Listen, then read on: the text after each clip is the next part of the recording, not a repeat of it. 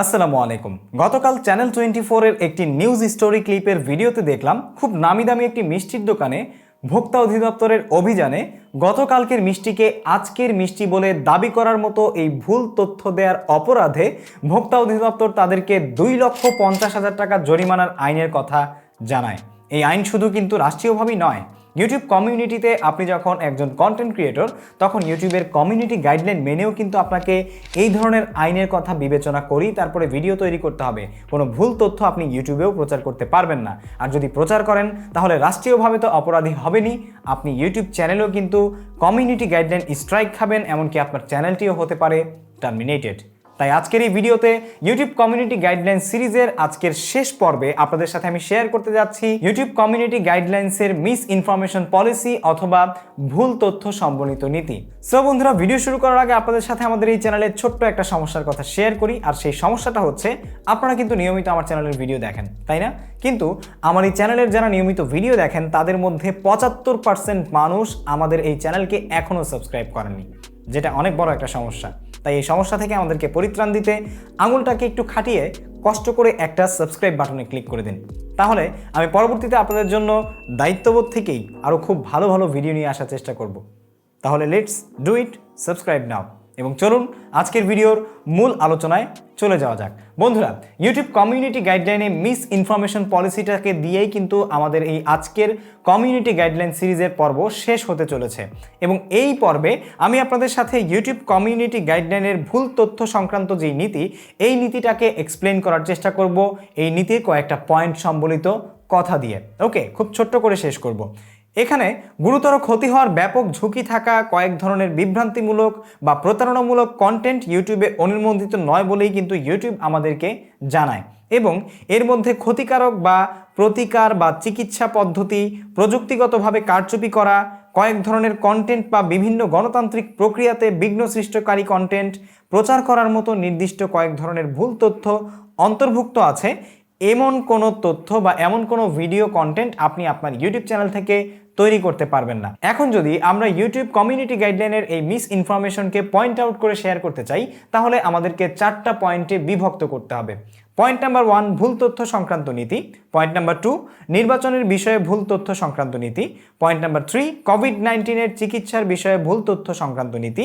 আর number 4, টিকার বিষয়ে ভুল সংক্রান্ত নীতি। সেটা কোভিড-19 টিকাও হতে পারে, অন্য কোনো মহামারীর টিকাও হতে পারে। তাহলে চলুন সর্বপ্রথম জেনে নেওয়া যাক ভুল তথ্য সংক্রান্ত নীতি।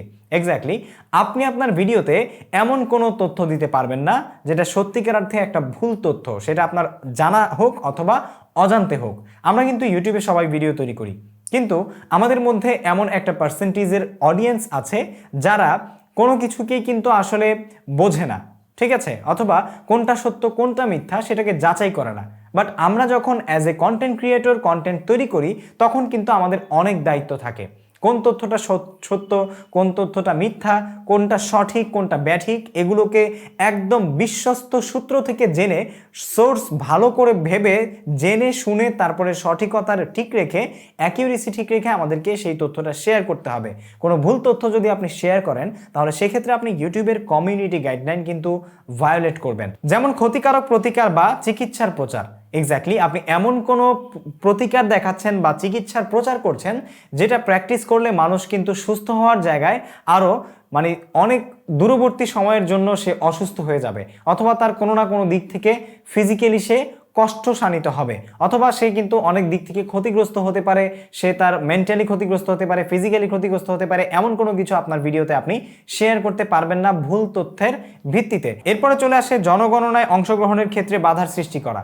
এক্স্যাক্টলি, এরপরে আপনি যদি আদমশুমারি হয় এবং সেই আদমশুমারির ক্ষেত্রে যারা আদমশুমারি করতে গিয়েছে তাদেরকে আপনি কোনো ভুল তথ্য দিচ্ছেন বা ভুল তথ্যের ভিত্তিতে কোনো অংশগ্রহণের ক্ষেত্রে বাধা প্রদান করছেন, এমন কোনো কিছু আপনি কিন্তু আপনার ভিডিওর মাধ্যমে করতে পারবেন না বা আপনার কন্টেন্টের মাধ্যমে করতে পারবেন না। এরপরে চলে আসে কারচুপি করা বা মিডিয়ার মাধ্যমে কারচুপি করা।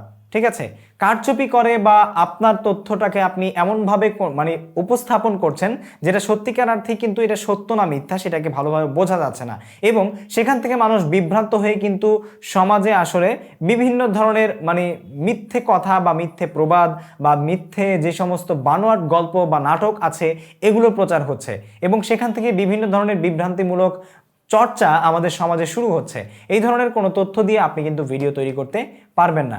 এরপরে হচ্ছে মিথ্যা কন্টেন্ট। এক্স্যাক্টলি, মিথ্যা কোনো কন্টেন্ট আপনি আপনার ভিডিওর মাধ্যমে শেয়ার করতে পারবেন না, যেই কন্টেন্টটা মূলত এই পর্যন্ত ঘটেনি বা যেটা ঘটার কোনো নাম গন্ধও নেই, সেটা আপনি আপনার ভিডিওর মাধ্যমে শেয়ার করছেন, সেটার বিশ্বস্ত সূত্র না জেনেই, কোনো ধরনের কিছু যাচাই বাছা নাই করেই আপনি কিন্তু আপনার ভিডিওতে শেয়ার করে দিচ্ছেন। এমন কোনো কিছু আপনি আপনার ভিডিওর মাধ্যমে করতে পারবেন না।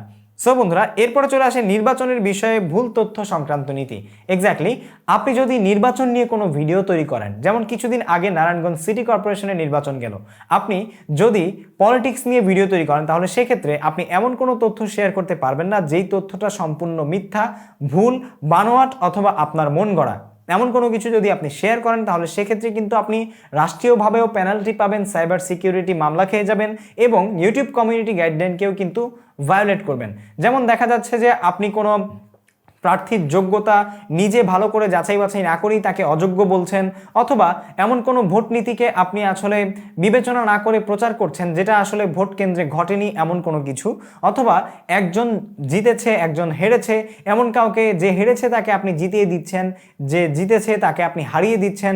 কোনো সঠিকতা অথবা তথ্য প্রমাণ আপনার কাছে না থাকা সত্ত্বেও আপনি এমন কোনো কিছু যদি শেয়ার করেন ইলেকশনের ক্ষেত্রে, তাহলে সেক্ষেত্রে আপনার ইউটিউব চ্যানেলে কিন্তু আপনি কমিউনিটি গাইডলাইনের ভায়োলেট করবেন। ঠিক আছে, এই ধরনের নির্বাচনী কোনো ধরনের মিস ইনফরমেশন, ভুল তথ্য আপনি সঠিকভাবে যাচাই বাছাই না করে আপনার কন্টেন্টে কিন্তু শেয়ার করতে পারবেন না।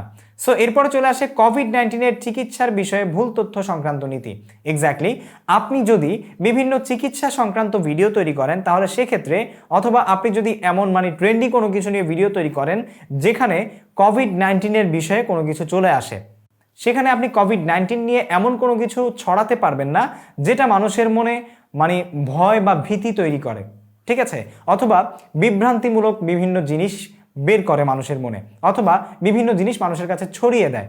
যেমন কোভিড-19 চলাকালে কিন্তু আমরা অনেক ধরনের প্রোপাগান্ডা বা বিভিন্ন ধরনের আসলে রিউমার এগুলো শুনতে পেয়েছি, যেগুলো সত্যিকার অর্থে কিন্তু সঠিক না। ঠিক আছে, যেগুলো হচ্ছে বানোয়াট বা কাল্পনিক, অথবা মানুষকে বিভ্রান্ত করার জন্য এই ধরনের কোনো চর্চা।